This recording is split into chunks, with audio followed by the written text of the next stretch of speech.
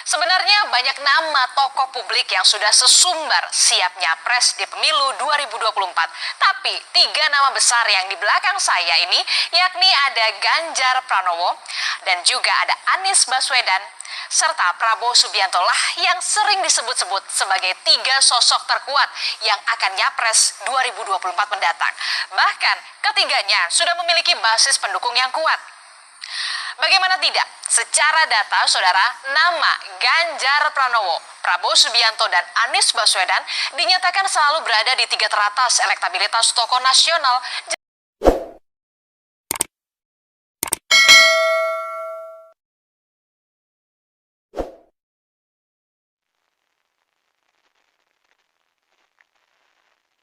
Oke, Assalamualaikum warahmatullahi wabarakatuh. Berjumpa kembali dengan UCH Channel. Bagaimana kabarnya sahabat UCH Channel di hari keberapa ya ini? Hari ke-6 Hari Raya. Bagaimana kabarnya? Semoga sehat selalu ya. Semoga sehat Anda semua dan keluarga, dan selalu diberikan rezeki yang barokah, dan apapun aktivitas Anda yang baik-baik mendapatkan berkah barokah dari Allah Subhanahu wa Ta'ala. Amin amin ya rabbal alamin. Masih berkaitan dengan pelaksanaan pemilu tahun 2024 nanti ya. Ini kan bakal calon presiden sudah ditentukan ya. Masing-masing partai yang mengusung sudah mendeklarasikan Pak Anies dari Nasional Demokrat, Pak Prabowo Subianto dari Gerindra, dan yang terakhir Pak Ganjar Pranowo dari Partai Demokrasi Indonesia Perjuangan. Kedepannya pasti setelah deklarasi tersebut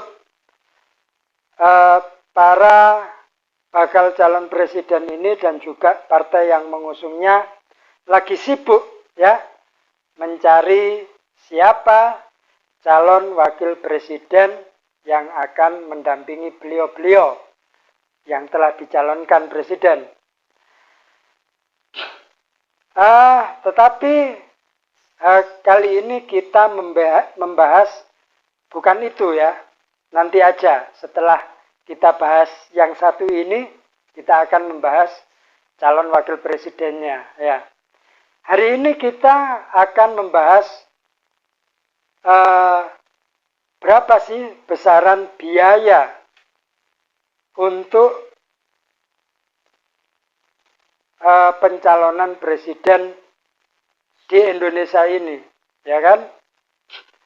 Tentu teman-teman sahabat UCH Channel ada yang belum tahu berapa pengeluaran untuk pencalonan presiden ini, kisaran berapa. Tapi sebelum itu kita akan lihat dulu harta kekayaan dari ketiga bakal calon presiden ini, Pak Anies, Pak Ganjar, dan juga Pak Prabowo. Dari laporan harta kekayaan pejabat negara per 31 Agustus tahun 2022 ya. Saat itu mungkin kalau Pak Anies masih menjabat sebagai gubernur DKI Jakarta ya. Ini memiliki harta kekayaan 10,9 miliar rupiah ya. Sedangkan Pak Ganjar Pranowo yang saat ini masih menjabat gubernur Jawa Tengah beda tipis, memiliki harta kekayaan 11,7 miliar rupiah. Jadi ada selisih sekitar 800 juta ya, 800 juta. Masih unggul tipis Pak Ganjar Pranowo daripada Pak Anies. Itu kalau dihitung untuk mengembalikan hutang kepada Pak Sandiaga Uno berkurang lagi hartanya. Nah ya, itu sudah beres katanya Pak Anies. Kalau nggak jadi gubernur itu mengembalikan. Kalau jadi gubernur itu tidak perlu mengembalikan. Akad-akadnya seperti itu. Jadi ya berarti hutangnya itu secara akad sudah lunas ya. Jadi jangan diungkit-ungkit lagi netizen. Hutang Pak Anies sudah lunas ya. Itu akadnya. Untuk Pak Prabowo Subianto memang jauh ya, jauh di atas Pak Anies Baswedan juga Pak Ganjar Pranowo. Karena kalau saya mendapatkan informasi, Pak Prabowo Subianto ini memang memiliki beberapa perusahaan ya yang besar di Indonesia ini. Kira-kira kurang lebih 5-6 perusahaan lah yang beliau miliki. Untuk itu tidak heran kalau Pak Prabowo Subianto per 31 Agustus 2022 ini memiliki harta kekayaan 2,3 triliun ya. Triliun, bukan miliar lagi, triliun. Jadi memang unggul jauh Pak Prabowo Subianto ini, harta kekayaannya cukup jauh lah dengan kedua bakal calon presiden itu.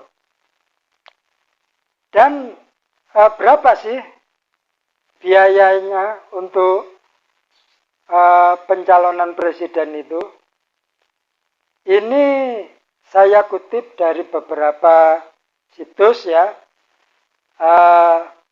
Saya baca pada tahun 2019 ketika pemilihan presiden yang waktu itu calon presidennya Pak Joko Widodo dan juga wakilnya Kiai Haji Ma'ruf Amin.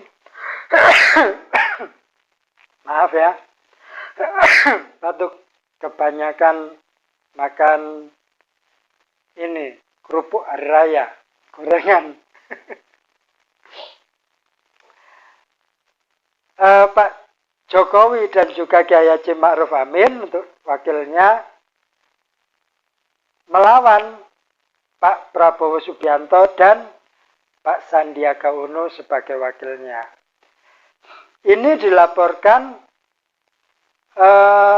biaya kampanye dan lain-lain, intinya pencalonan presiden lah ya. Sampai jadi itu, sampai selesainya pemilu itu untuk pasangan Pak Jokowi dan Kiai Haji Ma'ruf Amin ini mengeluarkan atau menggelontorkan dana sebesar 606 miliar rupiah. Sedangkan pasangan Pak Prabowo Subianto dan Pak Sandiaga Uno ini sekitar kurang lebih 231 miliar rupiah. Jadi pengeluaran Pak Prabowo kira-kira sepertiga dari pengeluaran Pak Jokowi. Ya untung yang jadi Pak Jokowi, kalau nggak jadi ruginya cukup besar ya. Tetapi dari manakah didapat dana sebesar itu untuk pencapresan itu? Dari laporan tersebut diketahui bahwa sumber dananya antara lain yaitu dari sumbangan masyarakat, ada dari sumbangan pengusaha atau perusahaan, ada dari sumbangan partai koalisi, ada, dan dari calon presiden dan wakil presiden. Itu pun juga mengeluarkan dana.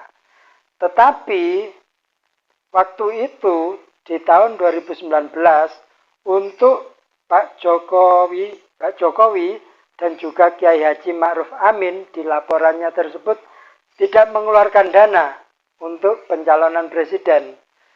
Tetapi untuk yang pasangan Pak Prabowo Subianto dan Pak Sandiaga Uno, ini dua-duanya mengeluarkan dana untuk pencapresan, ya. Itu bedanya. Oh iya, kalau waktu itu Pak Jokowi nggak jadi, ya nggak rugi lah, karena kan nggak mengeluarkan dana sendiri, ya. Ya mungkin sedikit-sedikit mengeluarkan uang untuk acara tasyakuran atau acara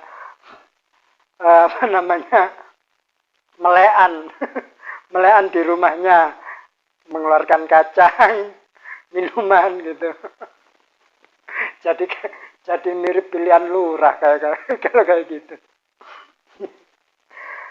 Itu teman-teman, sahabat Uja Channel. Jadi ya kisaran kalau saya bisa kasih rata-rata yang kotor lah, ya, rata-rata gerambiangan namanya, 500 miliar lah untuk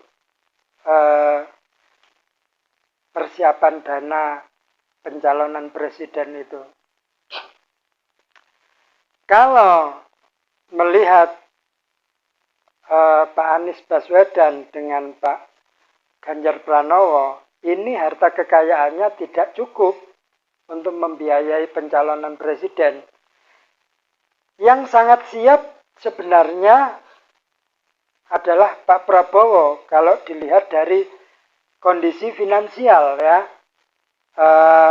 dari harta kekayaan tersebut. Pak Prabowo memiliki harta kekayaan 2T, sedangkan biaya pencapresan kurang lebih ya 500 miliar. Jadi tanpa dibantu siapapun untuk dana pencapresan, Pak Prabowo yang lebih siap. Seperti itu, karena memang memiliki harta kekayaan yang jauh lebih tinggi daripada Pak Anies dan juga Pak Ganjar. Tetapi ternyata sumbangan-sumbangan tersebut yang dari laporan pengeluaran dan pendapatan dana kampanye yang dilaporkan oleh timnya Pak Jokowi dan timnya Pak Prabowo, ini sumbangan-sumbangan itu tentu adalah sesuatu yang legal, ya, karena juga disampaikan dalam laporan itu. Jadi bakal calon presiden berhak menerima sumbangan yang dari koalisi partai yang berkoalisi, dari pengusaha, dari masyarakat. Ini berarti sah dan legal berarti, ya kan? Dan untuk Pak Anies dan Pak Ganjar tidak perlu berkecil hati dengan melihat harta kekayaan Pak Prabowo, karena Anda masih bisa mendapatkan sumbangan-sumbangan baik dari partai maupun dari orang di luar partai, ya. Tetapi inilah teman-teman yang kemudian eh, dinamakan bisa dikatakan campur tangan oligarki, ya.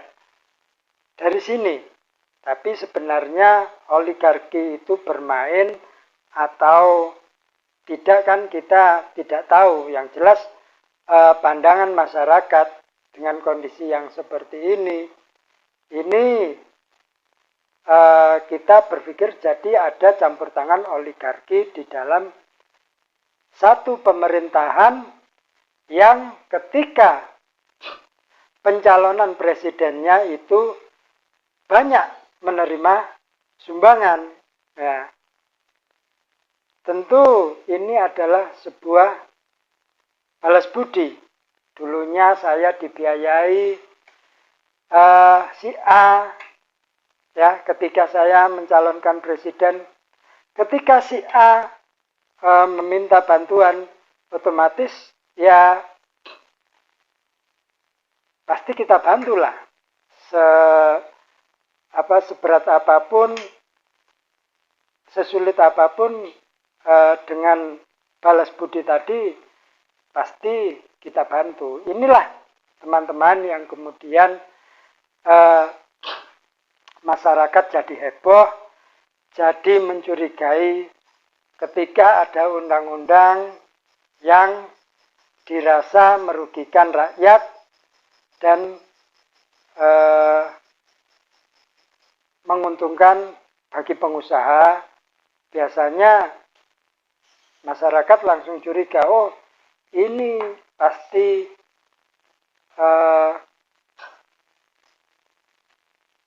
pemerintah dikuasai oligarki, disetting oleh oligarki, seperti itu. Dan kenyataannya bisa jadi memang, karena berangkat ketika pencalonan presiden ya memang banyak tangan yang membantu gitu. Dan ini adalah memang sistem, ya, sistem kita, sistem yang memang sudah membudaya gitu. Apakah bisa kemudian diminimalisir hal-hal yang seperti itu? Ya pasti bisa. Seperti Pak Prabowo Subianto yang memiliki harta kekayaan 2T, ini bisa membiayai pencapresannya sendiri itu tanpa campur tangan orang lain. Dan kalau itu digunakan oleh Pak Prabowo ini sebenarnya bagus. Tetapi ketika pencapresan tahun 2019 itu pun tidak dilakukan oleh Pak Prabowo, kan masih tetap menerima sumbangan dari luar. Jadi seperti itulah sahabat Hijau Channel, kalau kita melihat harta kekayaan kita bandingkan dengan dana pengeluaran pencalonan presiden. Bedanya jauh, ada yang bisa melampaui harta kekayaannya itu. Oke, informasi mungkin hanya itu saja. Nanti kita sambung lagi untuk acara pemilu tahun 2024 ini. Peluang-peluangnya siapa yang nanti akan mendapatkan kans untuk peluang terbesar sebagai presiden RI, dan juga yang paling penting wakilnya ini kita tunggu-tunggu kabarnya, ya, wakil yang fix, yang betul-betul sudah jadi siapa ini. Oke teman-teman, jangan lupa like dan subscribe-nya agar channel saya bisa lebih berkembang lagi dan bisa memberikan informasi-informasi yang bermanfaat bagi Anda dan juga saya. Terima kasih. Assalamualaikum warahmatullahi wabarakatuh.